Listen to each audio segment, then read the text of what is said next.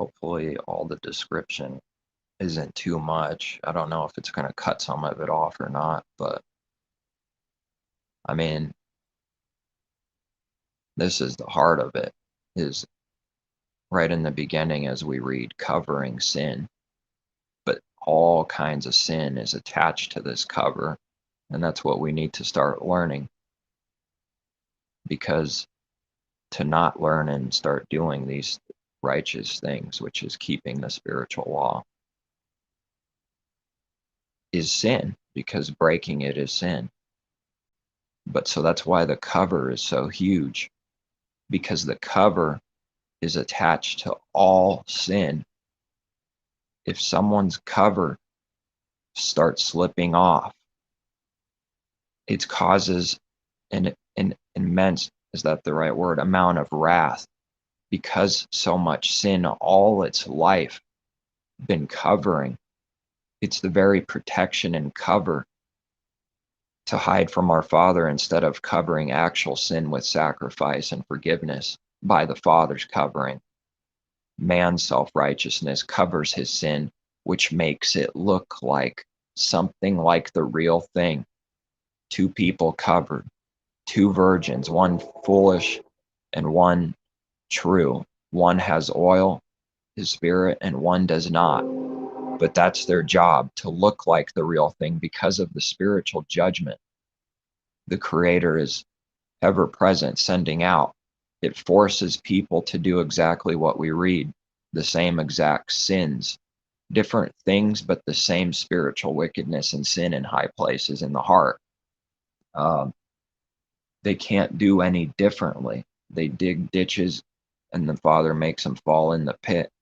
So we have to watch our very steps, because we watch out for stumbling stone and ditches, because anytime sin comes up, Father will judge, so we need to start learning and growing, and need his light and oil, his spirit and his law, and his light, which is his law, because it's who he is. His word is also who he is, not the letters just literally, but what the letters mean, is who he is, his very character, and understanding that because of him, his word and his law is a lamp to someone's feet. And the carnal man only uses those scriptures to deceive and trick people, not seeing light, because the carnal man has not seen the marvelous light or spiritual things, which is the Father's good is light, and darkness is wickedness. The serpent's works, the flesh works, because the flesh is carnal and can do no good of itself. These spiritual wicked works in the heart. That's why we read spiritual wickedness in high places. It's a spiritual war. There's the literal flesh works, but then there's the spiritual meaning of flesh works, which are the spiritual wicked things and breaking of the spiritual law that mankind is doing in the heart, but looking good in the flesh outside. This is sin to the devil. To the enemy is looking bad. Meaning also on the flip side, the devil is a nice guy, if you will. He's always trying to look nice and look good. I mean, this is for everyone. This is the heart of everything, to start understanding this, because this is the blinding that a carnal man is blinded from. Cannot see any of these things. It doesn't want to. It's stuck in pride. Cannot see. It's blind. It's tripping. But not literally tripping, that's not the true meaning. It's spiritually tripping, because it has no light and it's in darkness. And darkness is to be doing wickedness, pride, self-worship, things that the carnal man does not actually believe is sin, and doesn't even realize that's all it does. Doesn't know what sin is yet, not learning and not growing, but in darkness. And the light comprehended not the darkness, as our Messiah said. He's the light in the world, and there was no other light in the world at the time, the only begotten Son. And a son is someone who has the Father's Spirit come to them, in them, like a dove coming down. And that's also light. The Father is light, and his Spirit is light, and his law is light, because it's all one, connected to him. So it's a lamp to our feet so we don't stumble in the night, because as soon as some stumbling and sin comes in, we start getting blinded and judged, and confusion sets in, and some doubts. Faith appears as I'm trying to explain how it goes in spirit. It seems to be slipping and going away. It feels like dying for those that are alive. You start falling asleep.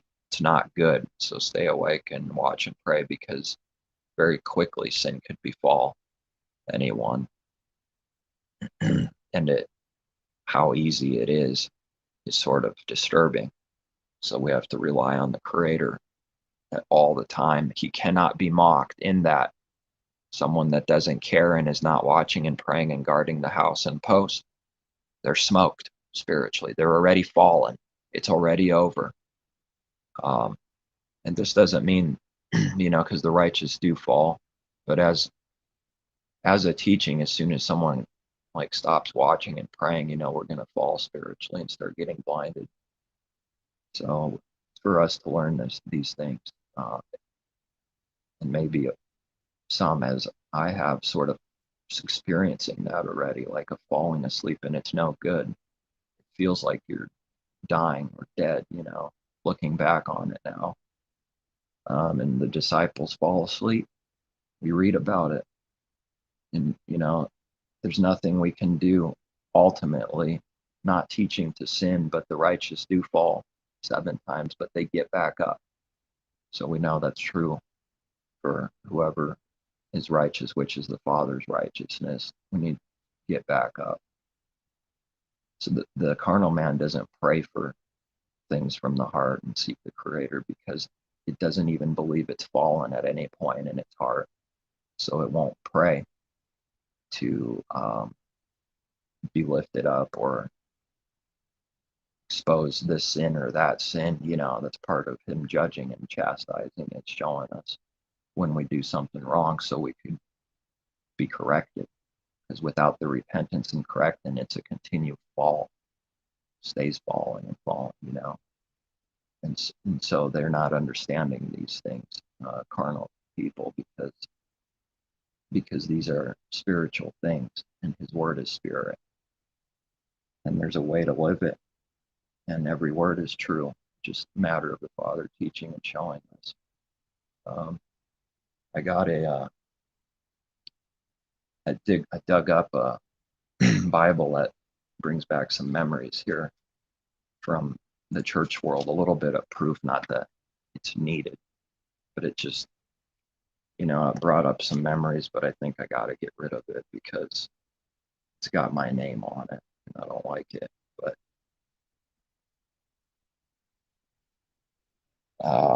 by the Apostolic Christian Church of America is the full thing, Christmas 2000, Christmas. And it's kind of sad looking back, but you can't, that sort of, that it needs to die, but it's going to be there. It's hard to explain what that is. A sort of a dying, like a sorrow that needs to get rid of over time, different things. Because there's a spiritual connection with lies and what we've been brought up with and everything. And this is, this is a type of tribulation, a little bit of sorrow or this or resistance for something like in our heart that's being burned up. And it's sad because after looking back, it's like, wait a second, where I am, where what he's showing me with gifts is that, people don't give gifts for sincere, true reasons. And then the gifts sort of look like puke, and it's like sad. And in fact, it's used, I'm in a bad position here. Gifts are used for evil ways and purposes, to put people in debt, to control them, to make themselves look good. This is all the things going on in the heart that he's showing me. And they even put my name on it, Ryan. it's if you look around and pray for discernment, you'll see that everyone's caring and wanting to do things in their name, and they want their name plastered and legacies left behind. And this is in religion too. Those that don't have their own Bible name, MacArthur, whatever, different names of the bigger religious walls that just were given more delusion. And it's sad because someone that doesn't have some of those things, they want it. It's just that they haven't been given or opportunity. They want their name everywhere, plastered everywhere. It's amazing, the deception. It's amazing, the pride and blinding. The more, no one should ever think whatever they have been given by the Father, that this is what they see, or there's a little bit of like, oh, I don't know if it's that big of a deal, or you question some of the things he's showing you. A little more patience, keep seeking truth, and more is given until we start seeing even more. And I mean, literally everything this world does is prideful and self-righteous and backwards. And whatever I see now, I only know as it's been going. The more he shows me, the more astonishing and obvious it starts becoming. You start seeing it with more clarity that everyone cares about their name itself. They come in their own name, which means something. It's not about the literal name. It means it's all about themselves, and the work they do is because of themselves, and they boast in the flesh of others. And all of these things are no sin to the carnal man, because it doesn't admit it does these things, because it's covering and hiding and covering itself. Now, Messiah was speaking truth to the face of the Pharisees, and the truth was exposing their cover, their masquerade, their lies, that they do all these things for wicked intentions. They fast for wicked intentions. They pray, abomination, for wicked intentions. They make themselves look good, high and mighty, because they're rulers in their kingdoms. And that could be a little church. It could be a big churches, buildings. It could be a little system, big system, businesses, smaller or greater, more grand or not as grand of a scale and big. It doesn't matter. There's different levels, different kings, different gods, bigger and smaller, small and great, we read in scripture. And we know in the kingdom of heaven, those who are the greatest are the least in this world. So there will be different levels of rewards, although what they have in common is all are rewarded in the end, those who overcome sin and death. And that's just the way it is. And the Father shows his different levels of rewards. And it's not to be envious of another person, especially another brother, sister, mother, father, those who want to do the Father's will and do. Because it's ultimately coming from the Father. The believer understands that these things are so, that some are smaller and some are greater. And it's ultimately whatever the Creator gives each person. So it's to be understood and accepted and not envy. And when we understand these things, to some degree at least, start understanding it's stupid and foolishness and evil because it comes from the Creator. To start pointing fingers with envy. That's why we read, do not envy, because it's a stupid, foolish, wicked sin. Because the Father gives all things to everyone, even the carnal, what they have for carnal things, carnal blessings, because blessings to a carnal man is only worldly, natural things. That's it. There is no spiritual blessing. It doesn't exist. Invisible things is not a blessing to a carnal man, It's not their fault in this kind of way. It's just truth. And it's the same for every believer before they believed. That much we got to be honest with, that there was no such thing as spiritual good gifts from above before we believed. And so these things are real that the Father gives, so we seek to do what's right in our heart, spiritual and visible things. So often that's what it is. Although it manifests and can manifest outwardly as it does more or less here and there, and but these things are invisible.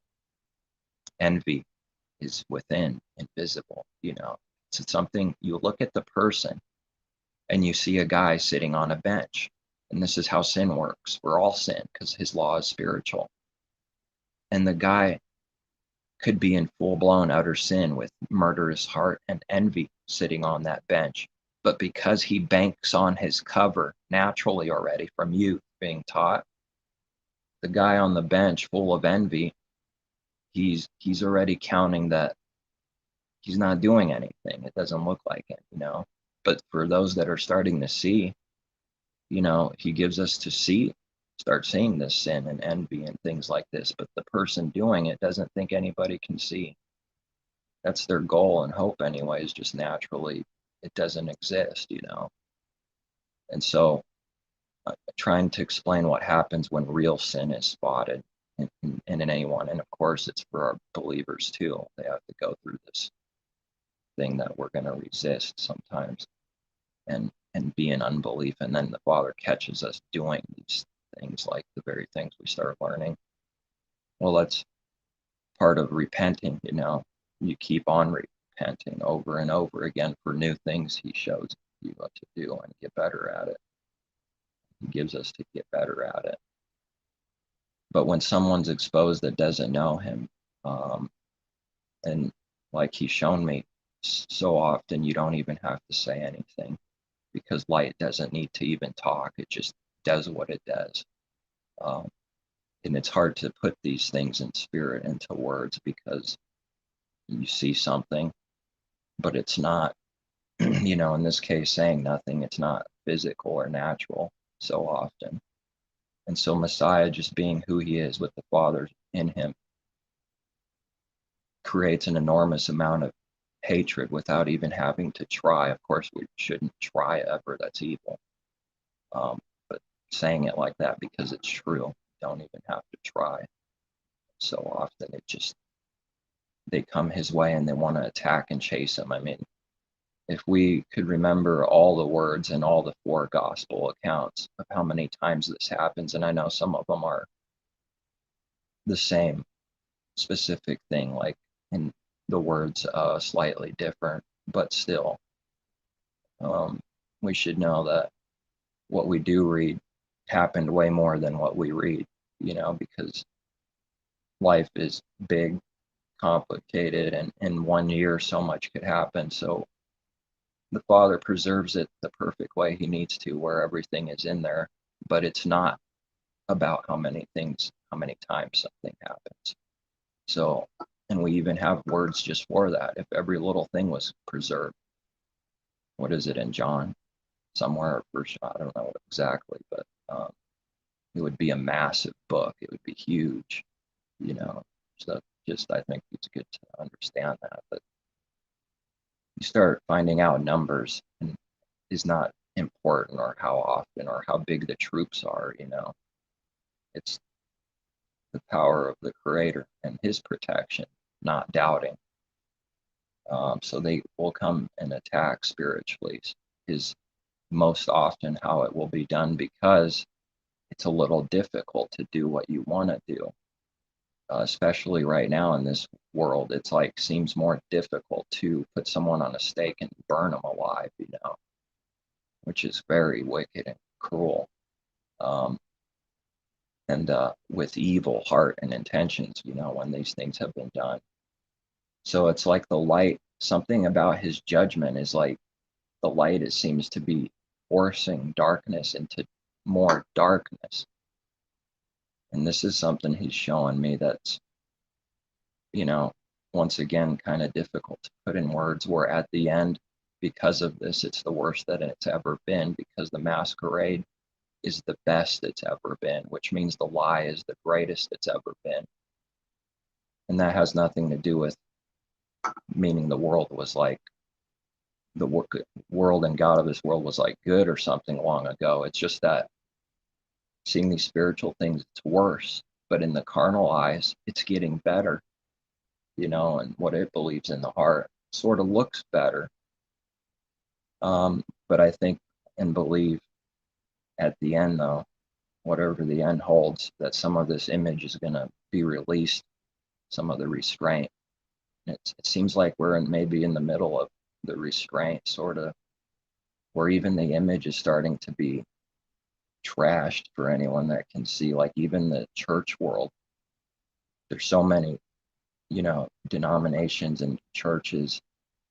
um, I don't even like using, because there's only one true ecclesia from above in heaven, but for the sake of what's going on here, where even like carnal, literal things are creeping in and its image is starting to break. So when these preachers talk about some of these things, they're talking about the image slipping. I mean, it's kind of funny because at no point do I see anything real, if they're a false prophet, because it's about looking good, and that's pretty much it. And the Father hates looking good with an evil heart. It's evil. It's for us to know that and start learning it's evil. It's not good to look good and be nice. It's actually more damnable, it seems to me. And from reading and from judgments and from understanding, a masquerade claiming to be something it's not is even worse than someone that just sort of openly shows himself for what he is a little more. It's a nastier thing, is what I'm seeing. And that's why lukewarm, it's like lukewarm, claiming to be something, looking like it's specifically religious. People that use his word, and Messiah vomits out. It's a very disgusting thing spiritually. But we won't be in agreement when we don't believe that there is no power, there's no meaning, there's no word inside of us on lukewarm and vomiting out, not comprehended. If it's not given to see what spiritual vomit and what that really is, it's all true for all sin and covering and hiding, but like it's even worse to claim you're like going down the narrow way and you're not. It's like it's even more gross, if you will. And puke is, gross. So it's a strong picture, and there's something very true about that picture. And we know the world won't agree with that. It's not gross to them. So the problem arises pretty quickly when someone is in full-blown sin and you point the finger and tell them what to do and to stop doing something. If someone can only see how dumb and stupid that is, but even myself not seeing how dumb and stupid it is a year ago than now, so there's no condemnation for those that are not seeing, because whatever I see still isn't what I need to see. But to see something about it, it's very dumb and evil to try and rebuke and correct someone that's full-blown sinner that doesn't even claim to believe, because it will only cause wrath, and people are going to have to find out in Messiah that this is true with works. They'll have to find out themselves what wrong is. It's how we learn. And something he's showing me is actually, it's really interesting how he does everything, the Father, because it's through finding out what sin is, and the old man dies or gets cut off a little bit when it's exposed, and we find out that this is not somehow all of that working perfectly. It seems impossible to put in words what I see. Like paying for our sins, but using it for ultimate good.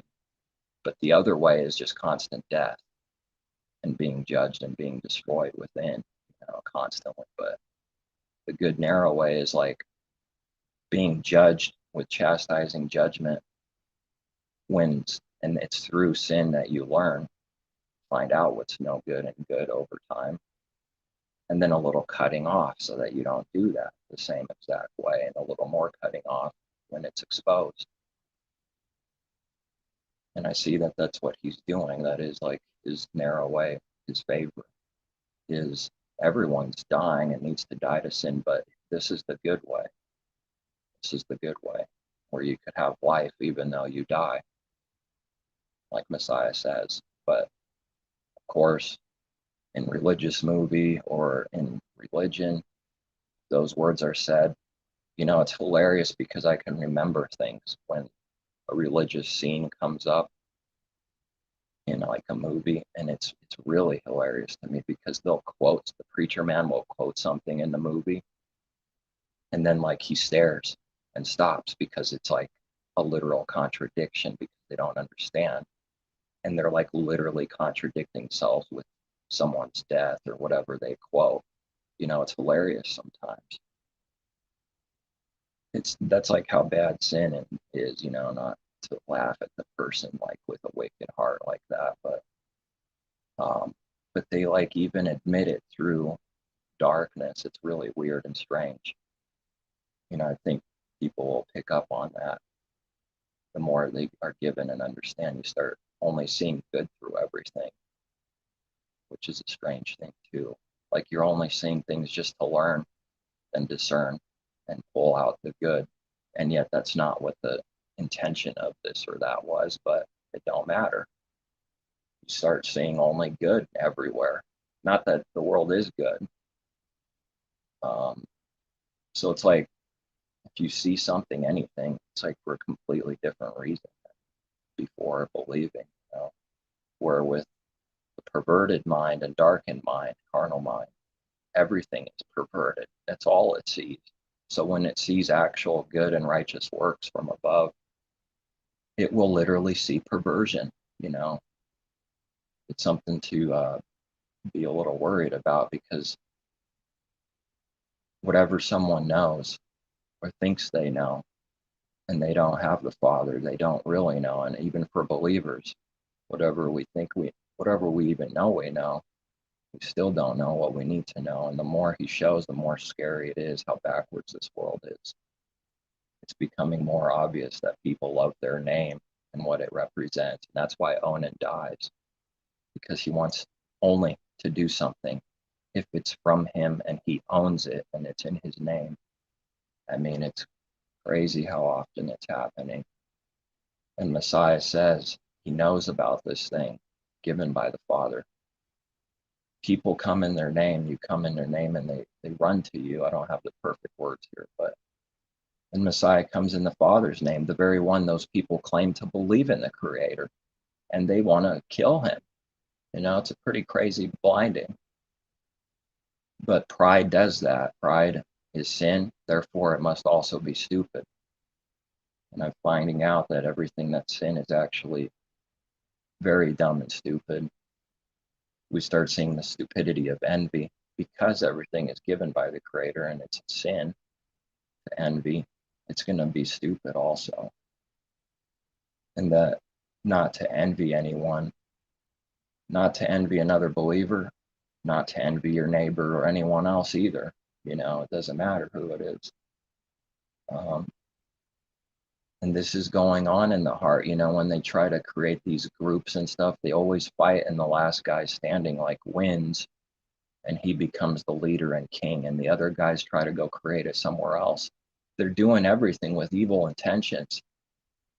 They would only seek the Father's will and do his will. They would do whatever he gives them to do and have life and peace while doing it with no other intentions. But he doesn't bless that way. So there's no rest for the wicked, as the world even says often.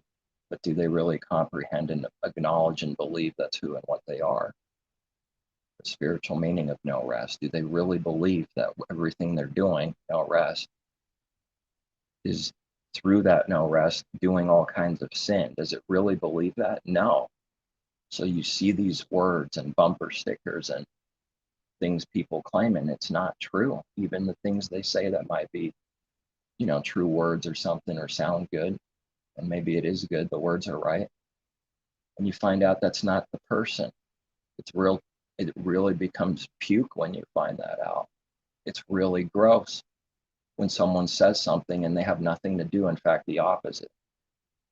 It's really nasty when you find a coexist person bumper sticker and they're out murdering, cussing people out with their heart. It's monstrous. It's not about the cussing, it's about what the heart's doing, just sort of trying to bring the picture out. But this is the care that they don't have. The believers should have this kind of care. Hypocrisy, comes quickly. when sin is done, there's hypocrisy right next to it. But it's already given. Everyone's a hypocrite first. That's what we need to learn and come out of. And David is judged for doing some kind of sin. Yes, just because the sins are forgiven, as an example and a teaching for this, he's the one that is given to say through the Spirit, blessed is the ones whose sins are forgiven, washed away. How is it they can't, I've seen people not understanding this, going to get, like, when we talk about his judgments and that he doesn't forgive unless you forgive, that's for his people to learn and do. And it's true. They not seeing something right at all, where, well, if someone's forgiven, it's over. So therefore, that very important thing, forgive others with our heart, is abomination to them. Like, what do you mean he won't forgive me? Then it's not forgiveness of sins. They're not seeing straight at all on that thing. And they can even read plainly, as King David is an example of a king and a saint. Look at the judgment that comes back on, and he's the example of this very thing, forgiveness of sins. Yes, judgment, the very thing a carnal man doesn't believe and rejects. He's going to be judged now for these things, and we'll pay for them. So there's always incentive to do good then. But through that sin, a little cutting off, though, because of that judgment, we don't want to face that over and over again.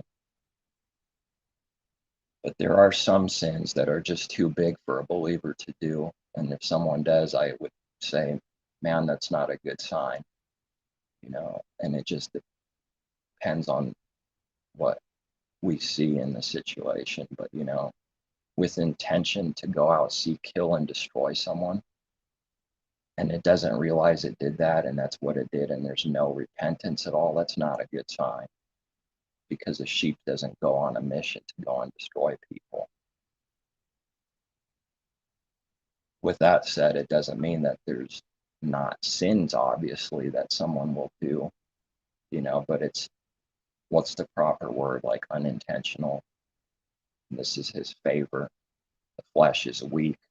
See how quickly this could be used for an excuse to sin. It's a very fine line, only for those who love and care for the Creator and his truth. Because of this very good favor of the Spirit always being willing, and the flesh weak, dying to sin, see? But it doesn't mean we won't be judged, and a little bit more of that flesh gets cut off and destroyed when it does this. It doesn't apply for those without his Spirit, because they don't have the Father's Spirit that's always willing. And I could see how quickly this could get and would be abused. And that's why we read it. Don't use it for a license to sin, because it really is that good. And it's so good that man will see perversion through it. And that's why the apostles, like, on one sense, for those that are not seeking the Creator, it sounds like he's, because whatever someone wants to see, they will in perversion, that he's trashing the law and commandments. And on the other sense, he's saying we establish it. They're not seeing the truth. Just a second, my foot's going numb.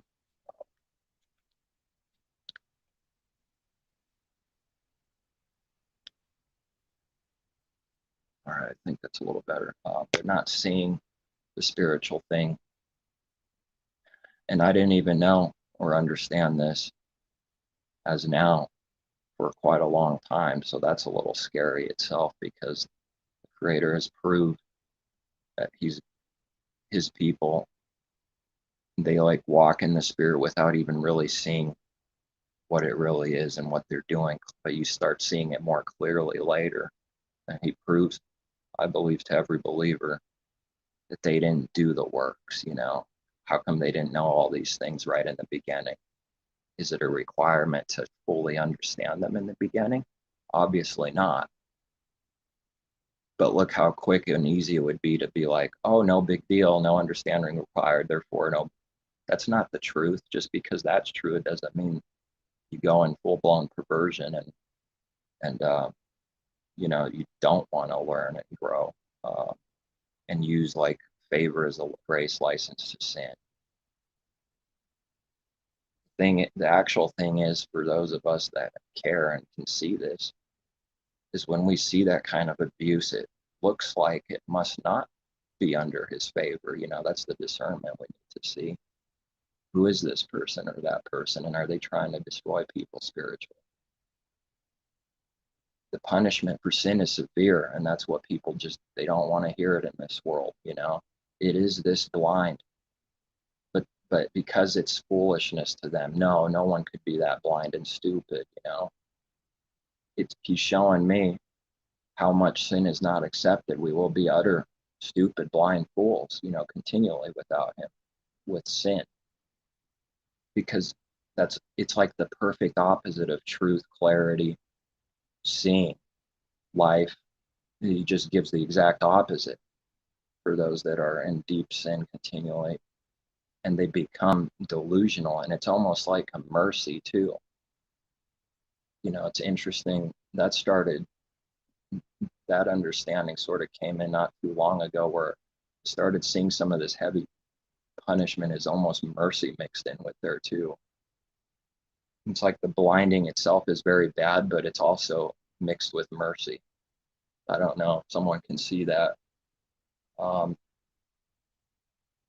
didn't see that, so I wouldn't know. But I know that if something is true from above, that we will see and start learning the same things. It's just some are a little smaller, some are a little bigger at the current time. And that's the way it is, to envy or start attacking because of that, it's very dumb and foolish, and we'll pay for it. So there's some trees are just bigger than others, and some are smaller, no big deal. As long as someone's a tree and it's alive, learning and growing. And it's a spiritual fact that has to be realized at some point, that exists. It doesn't seem to me there's any care or love for any of this truth or understanding in the church world.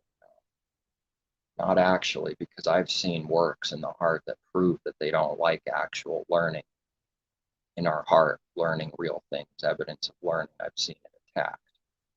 And when I see learning attacked, the real thing attacked, when they say something about learning, it's abomination to me, because they just attacked it. So what is going on there? It's a weird delusion and cover, looking so often like the real or right thing or saying the right thing, and it's actually hating it. You wouldn't think it possible for it to be that strong of a delusion, where you say words and yet you don't understand the words you say and actually hate what it really means while looking like you love it. That is the punishment. That's what the direction everyone's going in darkness is going to be, something like that. Look how often we see, I've seen some, you learn from these things, not that anyone's better in the beginning, but that pride, always watching out for justifying something, because we'll go deeper into it and then deeper, and it starts like, I've caught the hardening happening on the spot, and then you just break through it and just admit you're doing it. It's the only way, or else it's going to keep going.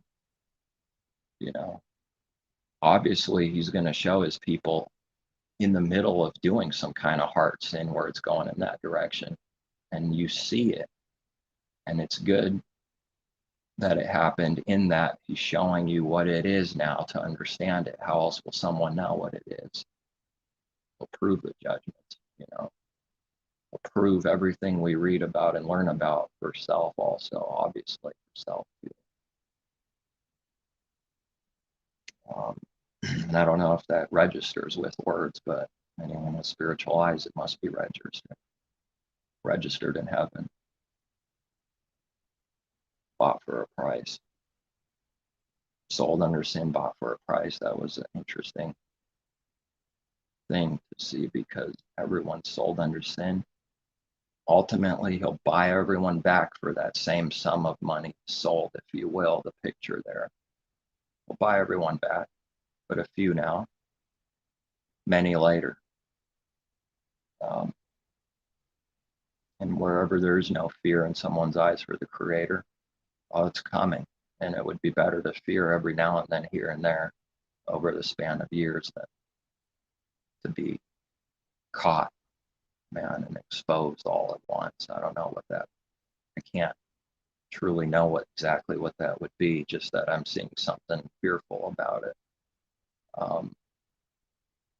Because whatever someone hasn't really experienced, how could they really truly know? But we could know something true about it.